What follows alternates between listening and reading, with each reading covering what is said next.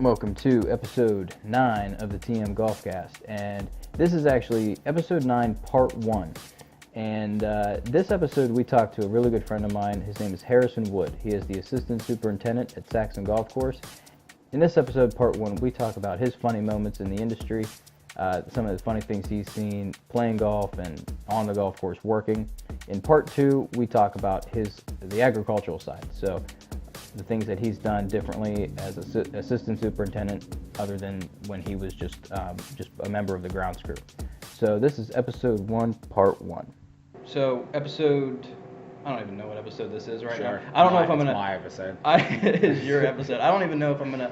I don't know if it's gonna be how I'm gonna do it. If I'm gonna finish up with the last 2 people at Cal, then keep that playlist, finish off the 10, and then put you one, or just put you one and then break it up. I don't know how I'm gonna do it. So this is episode Harrison Wood. Episode Harrison me. It works. So you are the assistant superintendent Yes. here at Saxon Golf Course. Mm-hmm. It's a little bit different role than you were in before.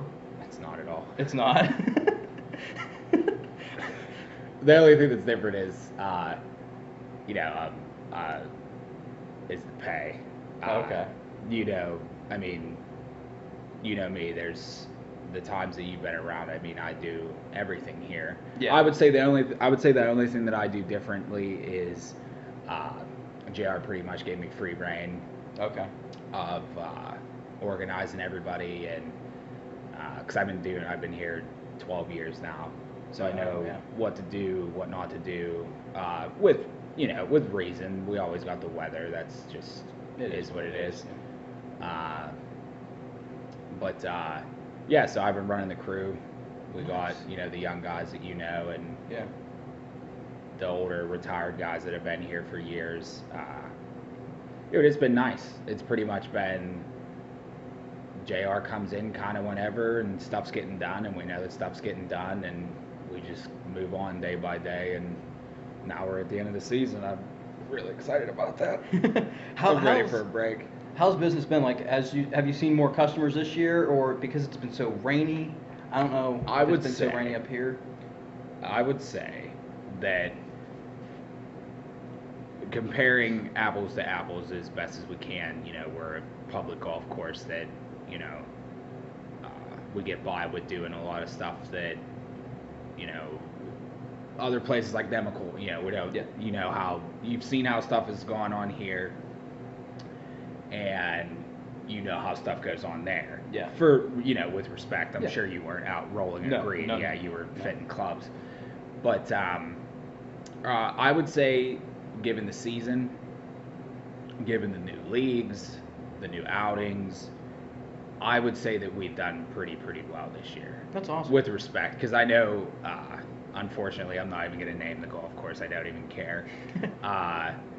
That one that's always the ones that we've always been compared to have not done very well this year due to mismanagement and this and that. But I would say, like, even the days like now, like, we're closed today. Yeah. It's crappy outside. It's wet. It's been raining for the last week and a half. And as soon as we have a nice day, there's going to be people here no matter what. Yeah. Whether it's 40 degrees, cold, windy, rainy, it doesn't matter. And then that ultimately leads to me not being able to get anything done again. Yeah. But I would say it's a good year. Of course, you know how things go here. Yeah. It's not really, but it is. We know that it is. We see the people. If I can't get approaches mode, in 4.5, 5 hours, you've done that job.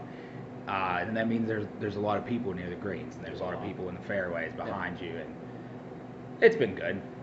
I would say that it's better than not, and people call every day to try to get new groups in here. So really, yeah. Now, have you seen more of new leagues? You said new leagues, new outings. Is there more leagues this year than there was last year? Yeah, that's awesome. We're filling up the days, and then somebody just called. They wanted to do a Saturday league. Really? Well, I was talking to my mom about this because she's here on the Saturday morning, and there was like a group of like 40 some guys that wanted to go out around like 9:30.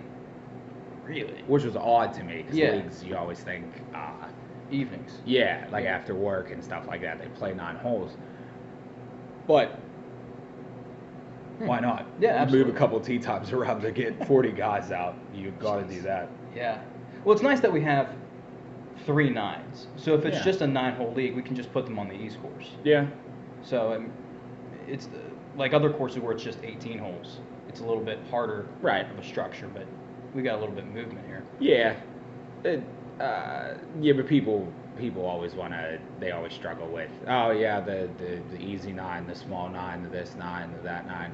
Yeah. And anybody that's ever been here and played that knows that it's not. Well, it's shorter, yeah. It's shorter, but it's not. I mean, it's, yeah. I would say it's actually more difficult. We got than, 3 par 3s in the first 3 holes.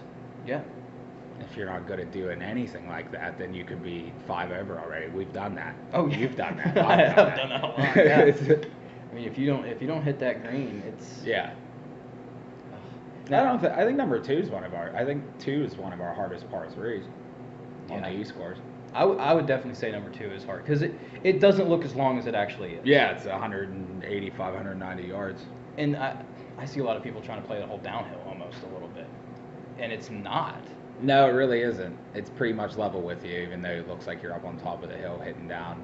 Yeah. And a lot of balls will go into the yard on the. Listen, I laughed. Yeah. I laughed. Not to interrupt you, but you know this is gonna be way longer than 25, Yeah. 25, 30 minutes. All right, go. Yeah, for sure. Yeah, I thought about that. I was like, I wonder if because that email I sent you, there was a lot of things that I had just copied and pasted from the other emails. Sure, yeah. And I remember seeing one of the things in there. I was like, oh, that's not right. And I said, oh, wait a minute.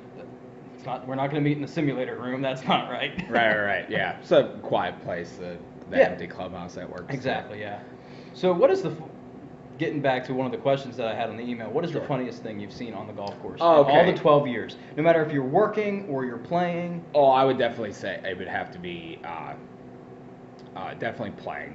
Because I'm typically, you know how serious I am. Oh yeah. Well, I'm absolutely. serious. I'm serious while I'm playing, but definitely when I'm way more serious when I'm working.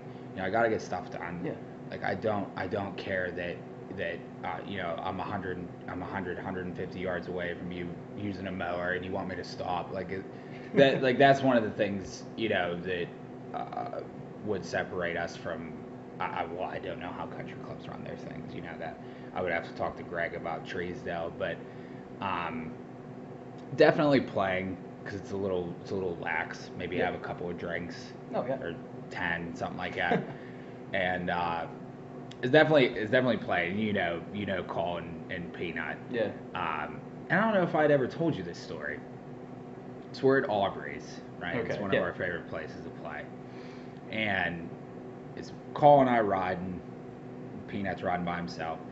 And Colin talked one off the tee, you know, whatever. We're making him play it. He's in a weird spot because it's rocky on the back nine there. I don't think I've ever played the back nine Aubrey's, but yeah. It's bad. Well, it's tough. It's not that it's bad. It's just tough. It's frustrating.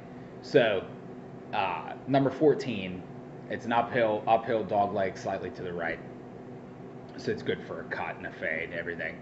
So that's like when I start to reel people back in, the guys that hit the ball to the left. Call is in like a weird rocky spot. It's almost just like a bowl, and he's kind of swinging like at his knees, right? The ball's above his feet. Okay, so yeah. He's kind of swinging at his knees. So I'm up on the path. He's down below me, and Peanut's to the left by the woods. And I'll never forget. I think it was the real swing. I don't know if it was a practice swing that like something, you know. So he swings, and like I'm looking, and I'm like, dude, we hear the ball hit the woods, which is where his back is facing. Okay. And Peanut is just now on the ground laughing hysterically. He somehow was able to, I don't know how he did it. He struck the ball. It had to have gone through his legs and fired into the woods like 50 yards behind him. Like I can't, like we couldn't make it up. And if Peanut weren't over there, like I would have just heard something hit the woods. Yeah. And been like, wait, was that the ball? And because no, like I saw the ball go by me. The other one, we just did this not so long ago. Peanut and I always like to play the back, and then the game that's not a game is the East course, right? Oh, okay. So you're here now. Right. Okay. So whoever wins whoever wins the back 9 when we have time to play, like on a Friday, the game that's not a game goes on to the East Course for redemption. Yeah. We're on number 6. And what is that, 300 or no, that's not even 300 It's like yards. 230. I want to say 230 to 250. 250. I think the bench says 250. 250, yeah, something like that. So he hits a tree on the right. It's short, but you still have, 130 in, right? Yeah. So you think, okay, like I get the range, and all right, yeah, you think pitching wedge, whatever. He hits the ball, and it's way lower than like what and we were kind of like, oh, like that was like, did you just catch it off the bottom or something, And it's miles over the green, and he's walking back, and he's just like, I don't know, I don't know what happened, what I did. And he looks down and he goes, I just hit my 5-iron for a 130-yard shot.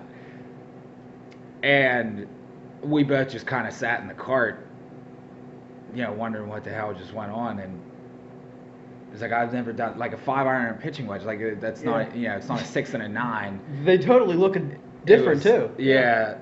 And then I would say, because this is my top 3, I was thinking about this a lot. Good old Darius, right? Oh, He's always good for,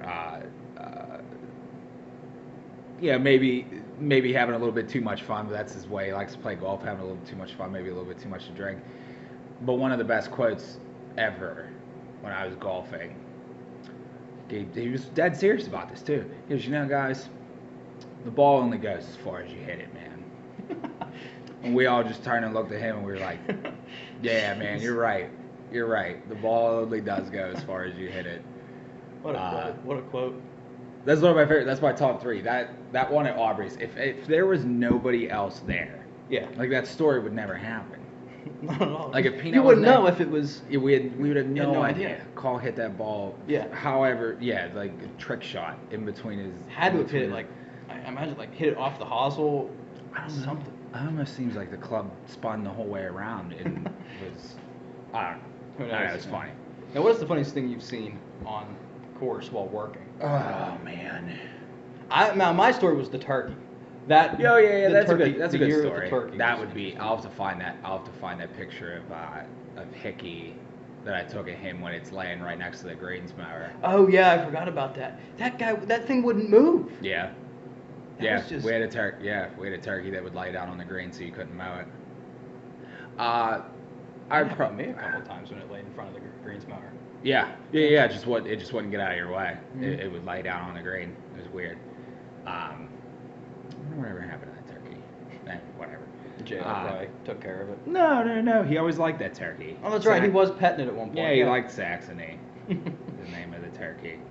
I guess because I never really find too many things funny here. Yeah.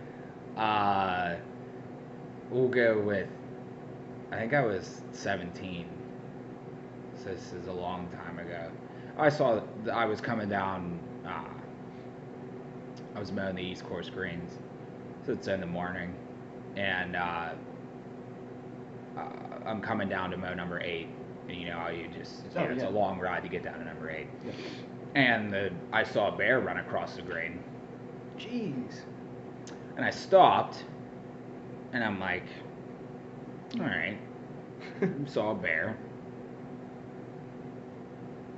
Maybe we should call somebody, So I call JR, and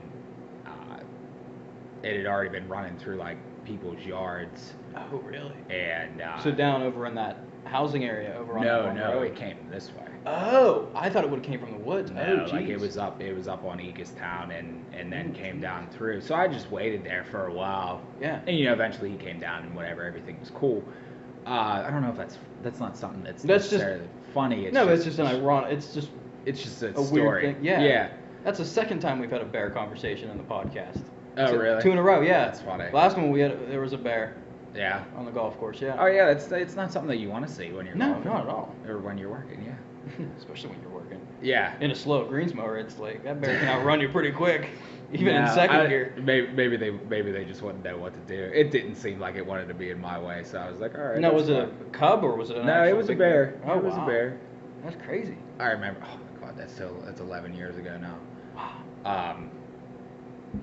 I remember taking pictures of the paw prints on the green, but Yeah. it's long gone, whatever. Yeah. But No. yeah, nothing really funny. I'm serious.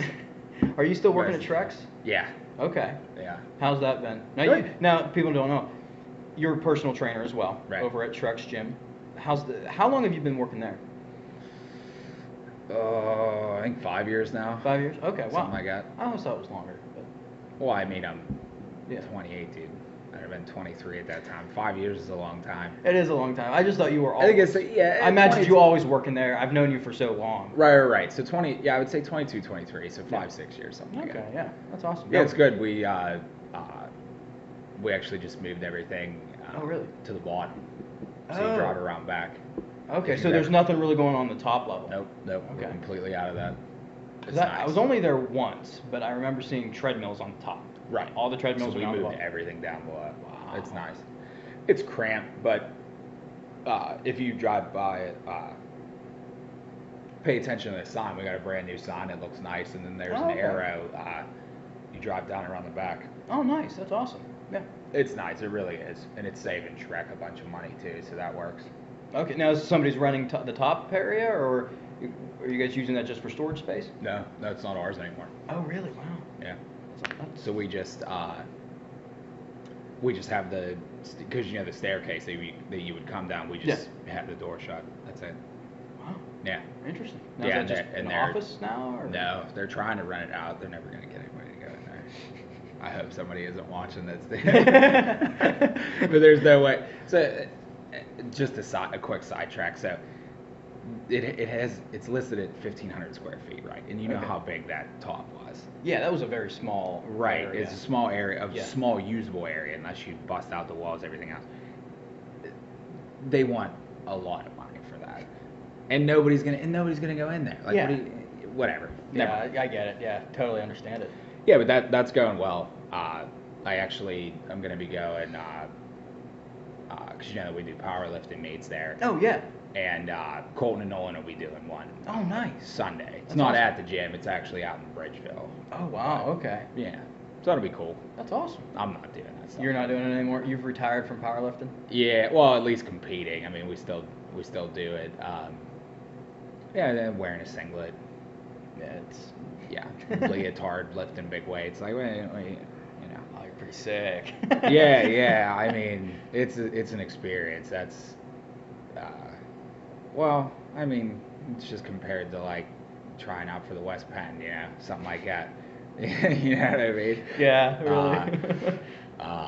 It's awkward. It's you're out in front of everybody, and then you gotta lift a big weight. Yeah. It's all relative. Now speaking of the West Penn, Sure. that was an event for you, for sure.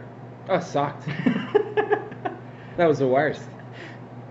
I feel That anybody golf course is- that's ever like an actual caddy, like I don't have like Yeah. like when I had to walk the whole time, and then you guys got to ride carts. It was like I do want you to get into the question about what I do want stuff to change. Yeah. Let's go into right there. Sure. Yeah. Yeah. Let's What is segue one right thing in. that you wanted to see changed in the golf industry? There's lots of things I want to see changed because golf doesn't belong to, at least in my mind, golf doesn't belong to the super elite, the country club goers. No offense to them, I wish I could be at a country club. They got a lot more money than me, but like.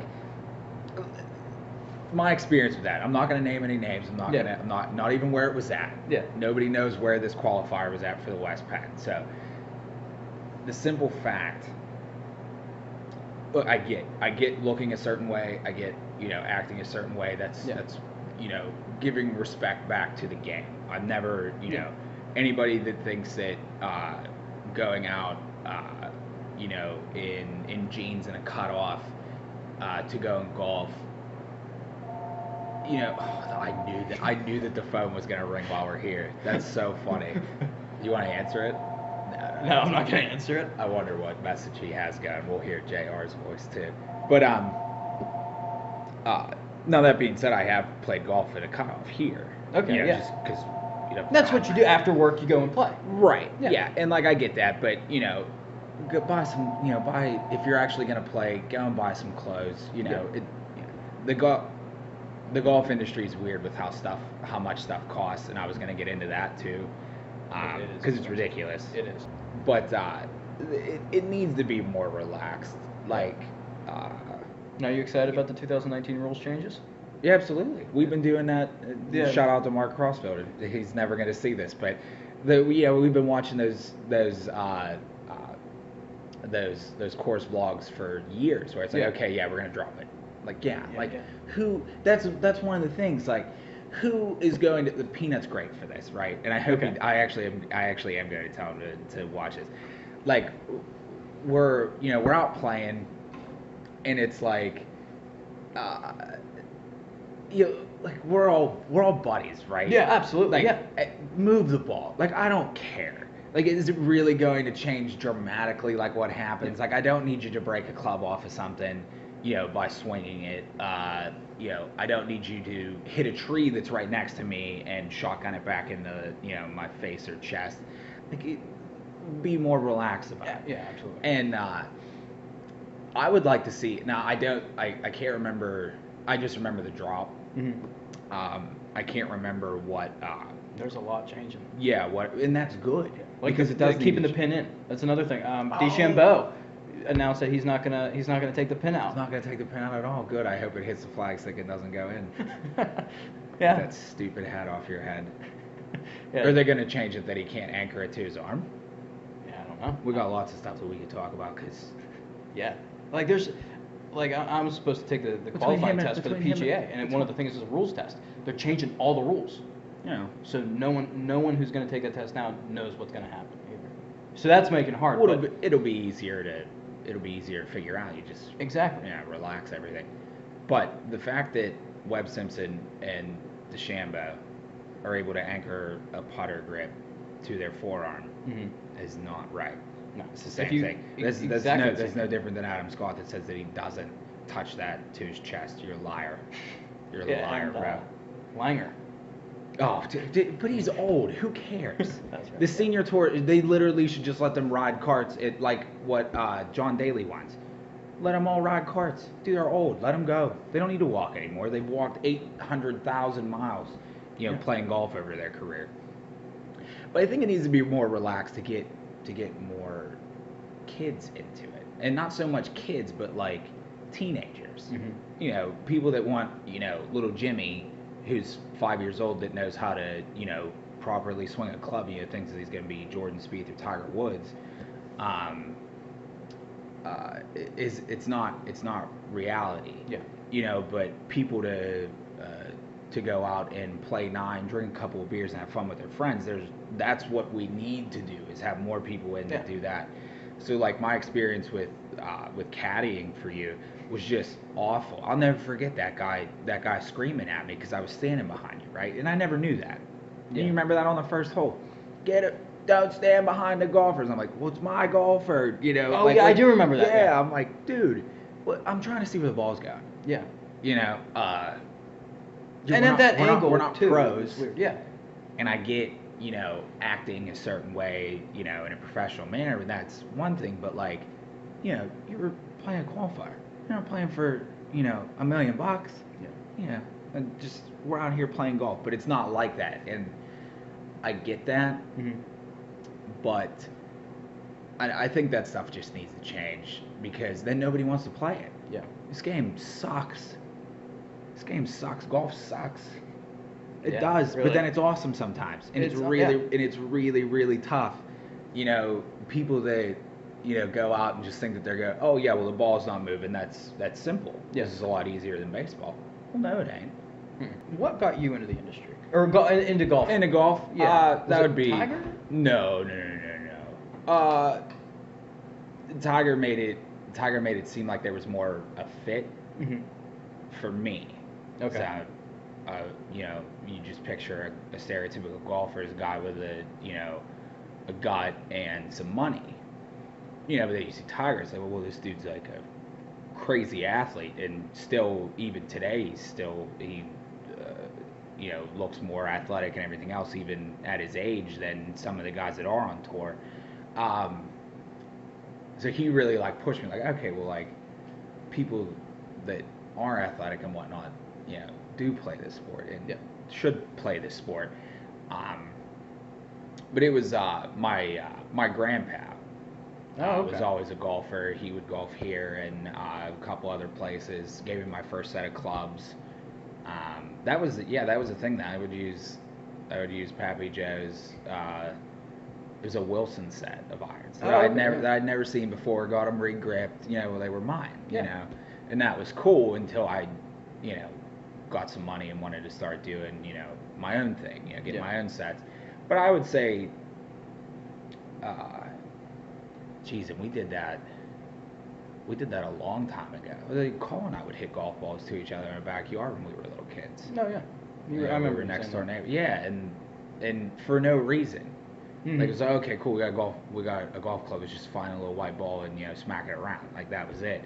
But I would say actually wanting to get in and actually play golf was my grandpa, which is cool. We didn't get him out this year. We got him out last year.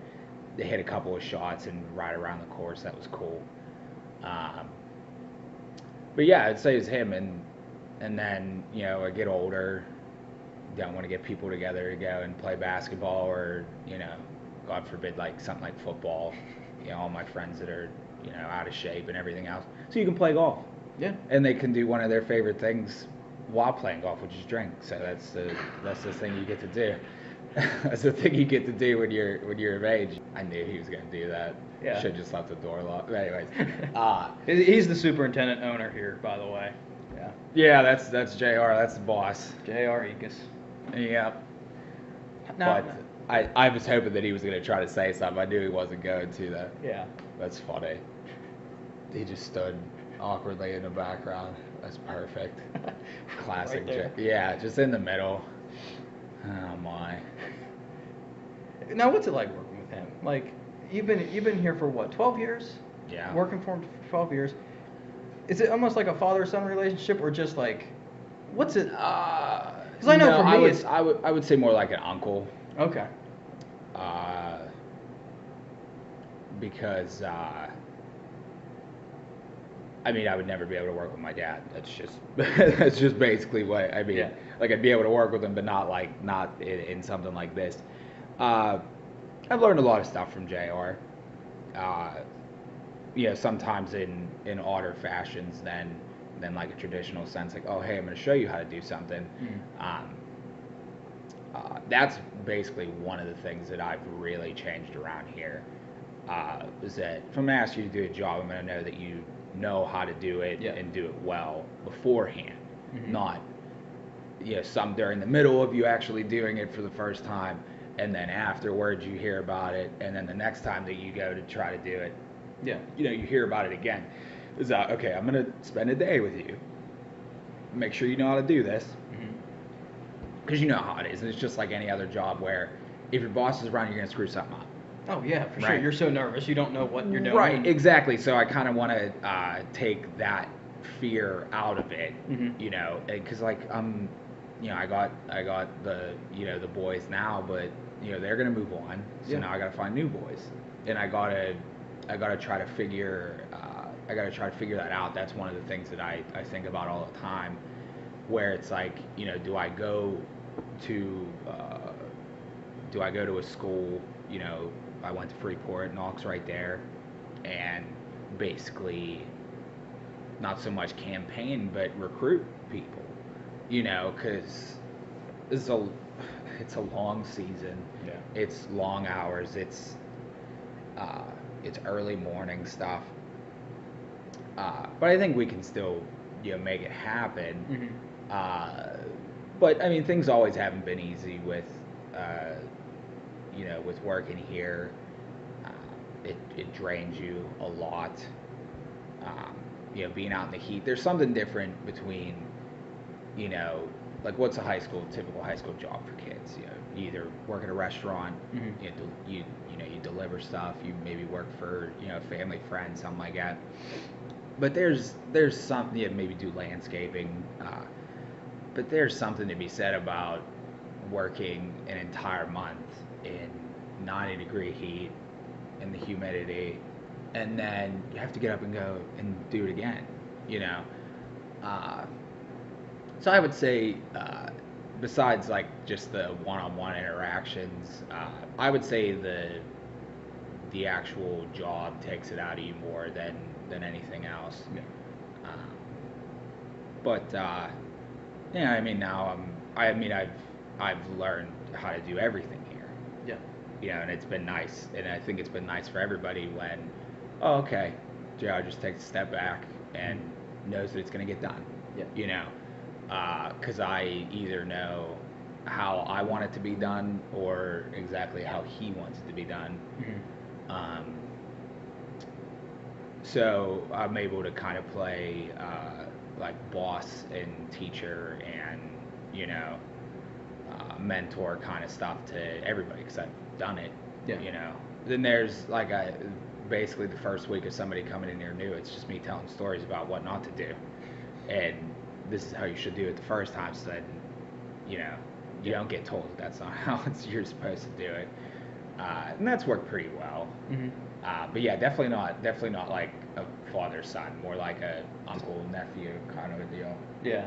Okay, so that was part 1, episode 9, and in the second part we talked to him about just the work life, how he's made an impact at Saxon Golf Course, and the things he wants to do differently to improve the golf course. So that will be next week's episode. I encourage you guys to tune into that one, and as always, I appreciate you guys for listening. Thank you very much.